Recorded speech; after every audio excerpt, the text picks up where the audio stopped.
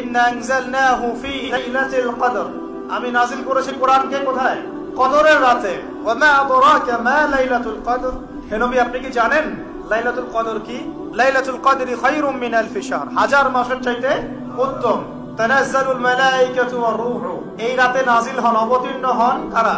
ফেরেশতারা এবং জিবরাইল আলাইহিস সালাম। বিইذনি রাব্বিহিম মিন কুল্লি আমর, মিন কুল্লি আমর মানে এখানে এক বছরের নতুন যে তাকদীর, এই তাকদীরটাকে নবায়ন করা হয় সবে বরাতে না, সবে কদরে।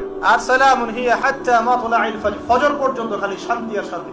তার মানে কদরের রাতে কোরআন নাযিল হয়েছে। আর কদরের রাত কোন মাসে? রমাদান মাসে। কোন দশকে? শেষ দশকের কোন কোন রাত হতে পারে? মাশাআল্লাহ 21, 27, 21, 23, 25, 27, 29, এর মধ্যে যে কোনো একটা। ওই যে বলে 27ই হবে, হতেই হবে। 21, 23, 25, 27, 29 যে কোনো এক রাতে হতে পারে।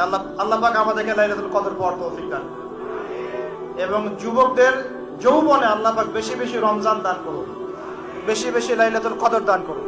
আগেকার উম্মতের হায়াত লম্বা ছিল, তাই তারা অনেক সময় পেত ইবাদত করা। আমাদের যেহেতু একটা শর্ট, এই কারণে আল্লাহ রাব্বুল আলামিন আমাদেরকে এরকম উৎসবের কিছু সিজন দিয়েছেন, ইবাদতের সিজন দিয়েছেন। যেমন লাইলাতুল কদর, এক রাত ইবাদত করবেন, হাজার মাস ইবাদতের চাইতে উত্তম হবে ইনশাআল্লাহ। আল্লাহ রাব্বুল আলামিন আমাদের সবাইকে বেশি বেশি নেক আমল করার তৌফিক এনায়েত করুন। এখন আল্লাহ পাক বলছেন কোরআন নাযিল করেছি লাইলাতুল কদরে। লাইলাতুল কদর হচ্ছে রমজান মাসের শেষ দশক, তার মানে রমাদান মাসে কোরআন নাযিল হয়েছে। তাহলে রমাদান মাসের সবচেয়ে ইম্পর্টেন্ট বিষয় কি ভাই? কোরআন নাযিল হওয়া। কোরআন, এখন কোরআন নাযিল হওয়ার পর কি হয়েছে? উত্তর, কোরআন নাযিল হওয়ার পর মাত্র 23 বছরের ব্যবধানে, কত বছর?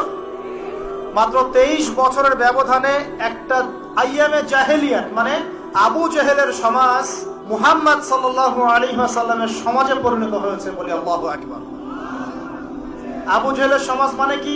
যে সমাজে শিরকে ভর্তি ছিল, কি ছিল? এখন নাই? মুসলিম অমুসলিম উভয় সমাজে শিরক নাই। বহু মুসলিম কবর পূজা করে কিনা, মাজার পূজা করে কিনা, আছে না এগুলা? আপনাদের এলাকায় আছে কিনা আমি জানি না। আমি বহু জায়গায় ঘুরে আসি বাংলাদেশের, বাপরে বাপ। এবং কোন কোন জায়গায় তারা এত বেশি শক্তিশালী, বলতে গেলে কল্লা কাটি ফেলা একেবারে, মাথা খারাপ। যাক, আল্লাহ পাক আমাদের সবাইকে সর্বপ্রকার শিরক থেকে বাঁচিয়ে রাখুন। কবরের সাহিত্য ব্যক্তি আমার কোন কল্যাণ অকল্যাণ করতে পারবে? সে আমাকে সন্তান দিতে পারে, সে আমার লাভ ক্ষতির মালিক, সে গায়েবের খবর জানে। তাহলে পরকালে আমাকে পুলসে পার করে দিবে?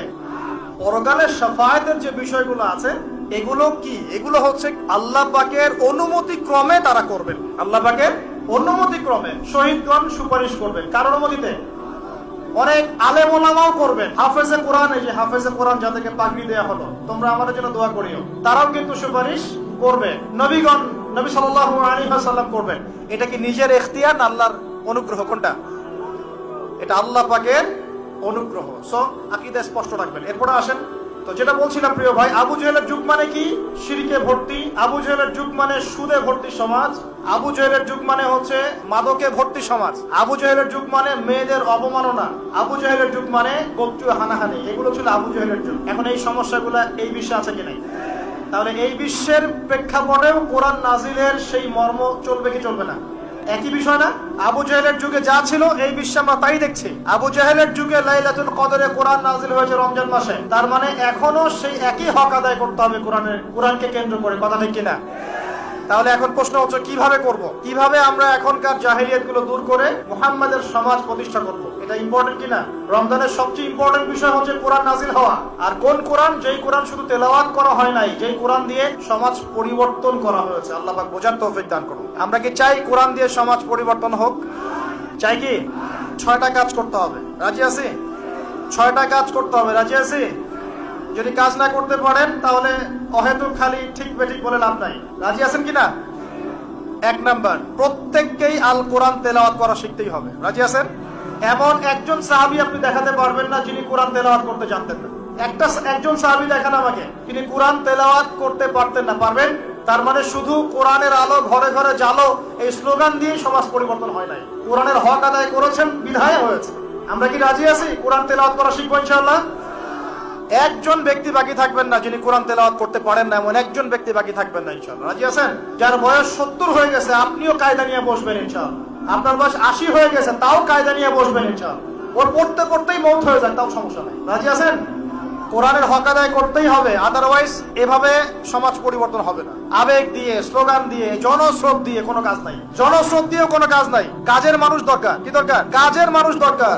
আপনি পঙ্গপাল দিয়ে কি করবেন? অ্যাক্টিভ কাজের মানুষ দরকার। দরকার কি না?